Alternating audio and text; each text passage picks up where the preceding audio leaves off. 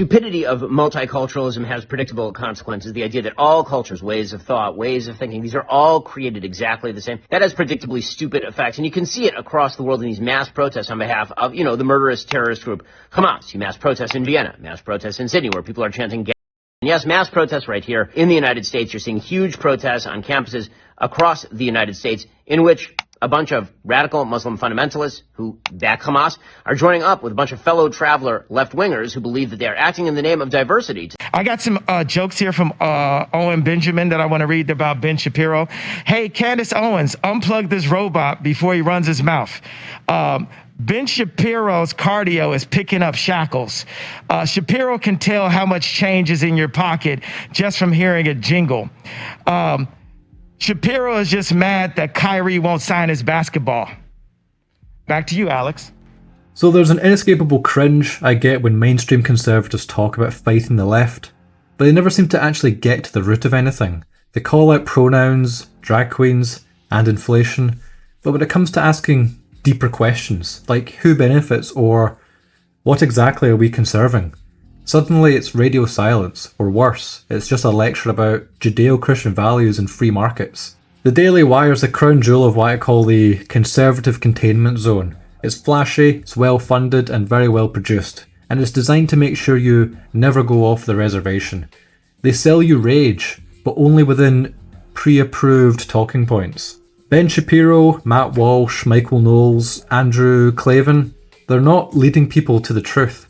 They're curating reality, and the Daily Wire makes it seem like being a conservative means supporting a greatest ally at all costs, loving capitalism no matter how corrosive it becomes, and keeping race completely off the table unless it's complaining about BLM. Ask anything deeper, like whether demographic change affects political power, and suddenly you're an anti-Semite or a racist. And so you can criticize cultural Marxism but never discuss where it came from. And check out this video if you want to hear more about that. And after I got the channel monetized last week, I know, well done me, I've earned about £5 so far. I'm in the big leagues. This video is noted as not being able to be monetized, so that's why you know it's good. Within these mainstream conservative circles, you can attack gender ideology, but don't dare talk about national identity within ethnic terms. You can say Western civilization is great, but don't you ever really name who built it. And because we're a nation of ideas, that's it in the eyes of these people. The Daily Wire makes millions selling outrage. They want you stuck in a feedback loop of reaction, never reflection. Because you ever stopped and actually looked beyond the headlines, you start to ask harder questions, and they can't have that. And it's all really because they're not building a movement, they're building a brand. The merch is patriotic and it tries to appeal to the broadest demographic possible. And it's all just to avoid offending as little people as possible. And if you're positioning yourself as the counter-cultural movement, then these two things can't really exist together. The real threat to the regime isn't pronouns, it's identity, it's community. It's that maybe, just maybe, that liberal individualism isn't enough. That maybe there's something deeper than GDP and that line going up forever. And whenever you get close to the edge, the Daily Wire reels you back in. 2018 midterm, whites were the only group to vote predominantly Republican. African Americans voted 90% Democrat, Hispanics 69%, and I think Asians I just said 77. that, didn't I? Yes, but what does it matter if they were more Republican in the past than today? Because it shows that it's not racially determined, which would appear to be your contention when you say demographics are destiny. So if they're not racially determined, then something else is at work here, which is exactly my point, and it would seem to be not your point. So, sure. If I may ask, when then will they begin to vote for Republicans again? Well, I got to tell you, guys who push an exclusively racial politics aren't really helping the situation very much, in my opinion. And if my thesis is correct, that the perception of one political party embracing black voters and another political party shunning them was a major motivator of the black support for the left, and that would seem to be borne out by historical reality, then what I would recommend is we not speak with racially exclusive language and with political ideologies that really don't seem to bear much with regard to reality and the reality of how we think about politics and the human person. They will never let you talk about ethnic roots. They will never let you question global capital. They will never let you think about a post-liberal, post-enlightenment right. Because once you go down that rabbit hole, people don't tend to come back, unless you're this guy. And that is what the Daily Wire exists to prevent. The Daily Wire isn't fighting the culture war, they're managing it. Keeping it within the safe parameters, keeping you busy with this clown world rage, and baiting while the deeper issues remain untouched. If you want the truth, then you're going to need to go beyond them. Grown. You know, when I did this, by the way, the priest who baptized me said, you know, Christians won't accept you. You'll still be a Jew. And I said, well, I am. That's my race. I'm a Jew. I'm proud of my race. It's a great race. It's done many, many great things, including write the Bible. And, you know, I am a Jew. But that hasn't happened at all. Christians have welcomed me with open arms, except this Christ the King anti-Semitic crowd. Christ is the King, and one day every knee will bow and recognize it, because he's not just my King, he's King of the universe. But when you use that phrase to mean that God has abandoned his chosen people, the Jews, through whom he came into this world incarnate, and that he's broken his promises, his covenant with the Jews, you are quoting scripture like Satan does in the Bible. You are quoting scripture to your purposes, and that to me is specifically wicked. And what is interesting to see, at least to my mind, and bear in mind this is my extremely peripheral perspective, that I seem to notice a division within the likes of Matt Walsh and Ben Shapiro. I'm not really sure how long this has been going on for, but after a bit of research, this seems like maybe a conflict of ideas. I don't remember who tweeted. Someone tweeted something like, if you're an American patriot, it means you're pro-Israel, or something like that. Yeah. Right. This idea that, like, it is your patriotic duty to have this particular feeling about another country, no matter what the other country is. I don't care what country it is. So that goes too far on that. I do think that there is something patriotic about supporting our allies, because we form alliances because it's in our national interest to form alliances, and having formed those alliances and yeah, but you don't have a you don't have a patriotic duty to support any country that is not your own. But you know, in this case, we just should back Israel. but hold on a second. Matt Walsh seems to now entertain the idea of a real European identity, something worth protecting, something Shapiro has made very clear that he doesn't care about. And some of the things that Matt Walsh in particular is covering and saying, it's something typically that the Daily Wire wouldn't otherwise engage with. It's only been a fairly recent phenomenon, at least that's what I observed.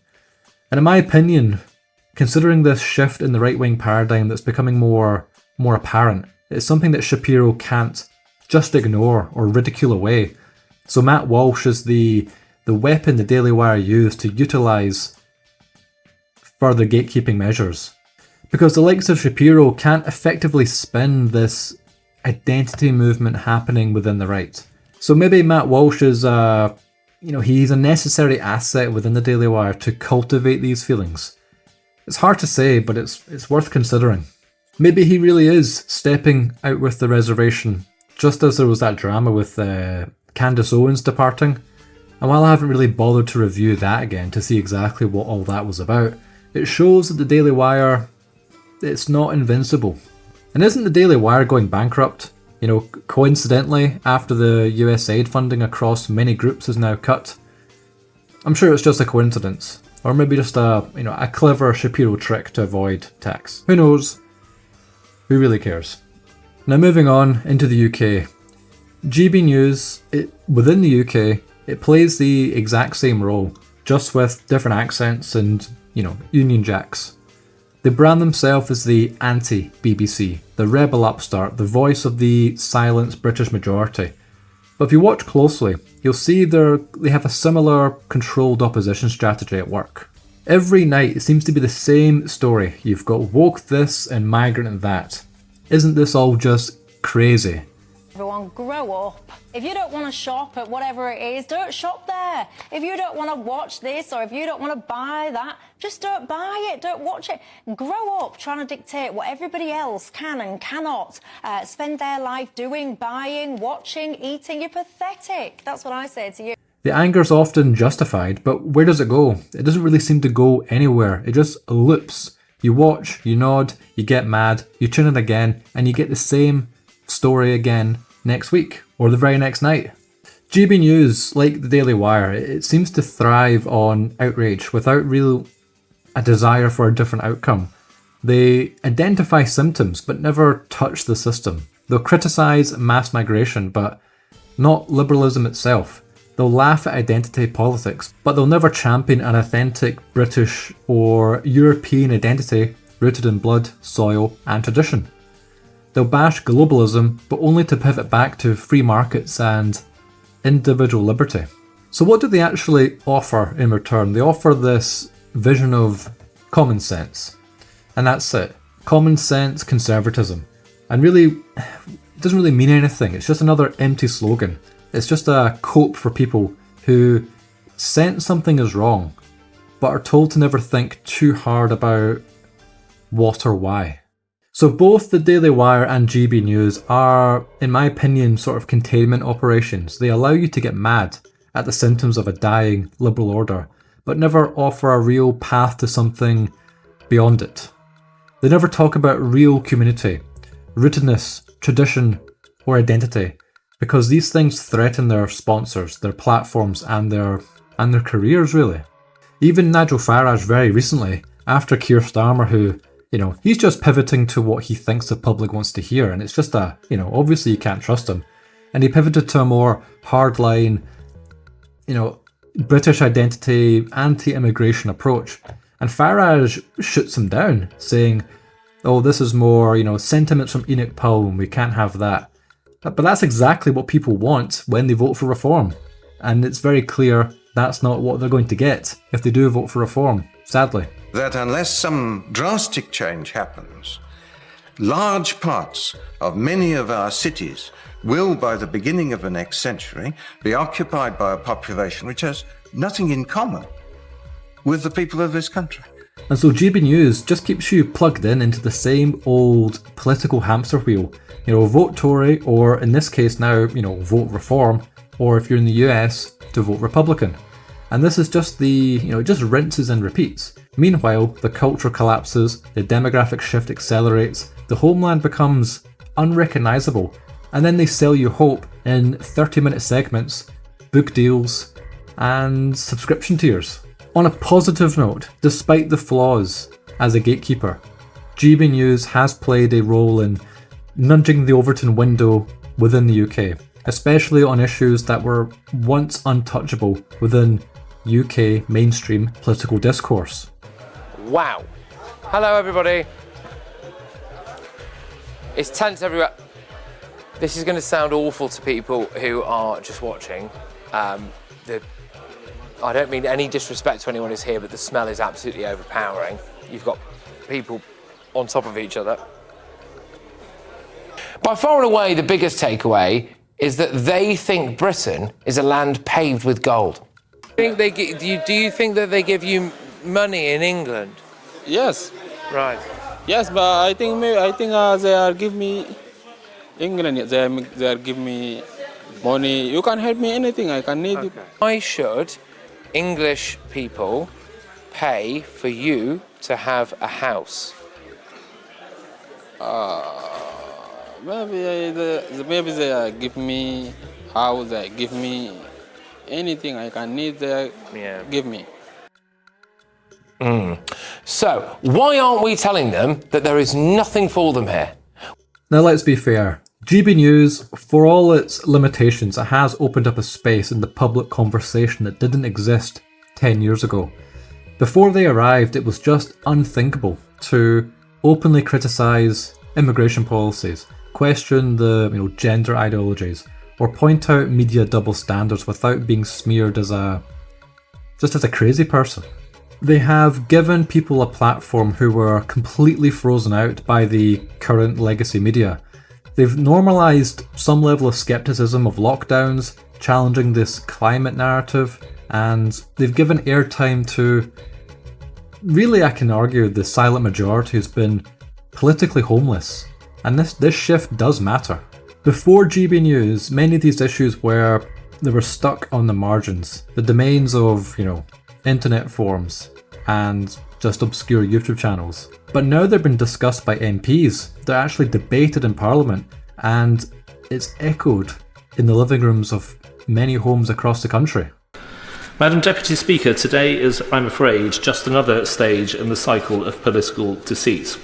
Now, I should say that my party has in the past been as culpable as the party opposite, and we must be honest about that.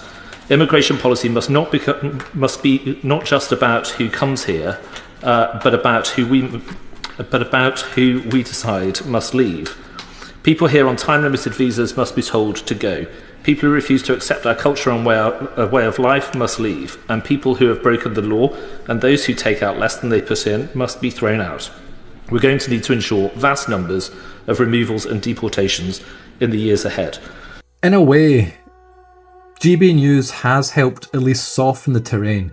They've made certain truths hard to ignore, and they've injected just enough controversy into the bloodstream to make normal people ask questions. And for some of them, it's the first step in going deeper. And it's all because they absolutely cover stories and continue to cover stories that no other UK outlet does. The problem is, and again, it's always worth critiquing something that you actually somewhat respect or appreciate, and the problem is, they don't go far enough, at least for me. And it feels like they do cover certain topics just to garner that, rage bait for views, something I've been accused for doing, but the difference is, I don't get any views. So anyways, the GB News is great at making people at least uncomfortable with the system, just not uncomfortable enough to properly reject it. And again, I do think I'm going a bit hard on GB News, but I mean, look at some of the hosts, the funders, the stakeholders. As much as it is interesting to see, they're saying something unthinkable 10 years ago, it will, in my opinion, forever just be a right-wing pressure release valve and nothing more. Oh, and just for the record, I do prefer GB News over the Daily Wire. That should be without saying. But after outlets like the Daily Wire and GB News are pushed aside by people by those who wish to see more, the next step is really, at least in my opinion, a freefall into inescapable truths that once discovered can never be pushed aside again. Institutions like GB News and the Daily Wire, they're very sophisticated, very well funded, and their influence cannot be ignored or brushed away as just some, boomer tier garbage, because clearly tens of millions of people do care what they have to say. And just like my previous video, or my previous political video about Jordan Peterson, which by the way has probably the worst dislike ratio I have since making videos on the channel, so again, well done me. Peterson was an alternative thinker back in the day, out of the progressive mainstream, because he rocked the boat somewhat, but in the end, he has been absorbed into the Daily Wire machine for what I can only imagine an incredible amount of money. I believe that the Daily Wire is partly funded from certain foreign governments, but nothing's proven. But I would at least be shocked if this was not the case. And also the feedback on that Peterson video I got, it shows people think that this man can do no wrong. I never challenge his psychology work. I think he's actually very valuable. But as time has gone on, and as he's involved himself in politics and culture, why does everyone think he says just complete magic? For me, him joining the Daily Wire was the final nail in the coffin, and it proved to me that he will never step outside the mainstream conservative line, which I probably should have recognised beforehand, but this, at least, it cemented it for me at the time. Oh, and before I forget, another political gatekeeper worth covering is Tim Pool. He has been proven to actually be funded by foreign governments. But I won't go too much into Tim Pool. I covered him again, just very briefly in this video. But just take my word for it, this guy, he's too annoying to investigate, so we'll leave it at that. And lastly, what I'll end on is a story of redemption that I might make a video on this within its own right. Because I did talk briefly about Sargon of Akkad in that very same video about grifters. And I mentioned how Sargon was had been at the time, the epitome of classical liberalism. When life's got you down, you don't know who to turn to, you turn to Sargon of Akkad. Sargon of Akkad made me everything that I am today. Rational, atheist, MGTOW, libertarian. When I saw Sargon of Akkad, I knew that I had found my guru for life who was going to help me. And here I am. Thank you, Sargon.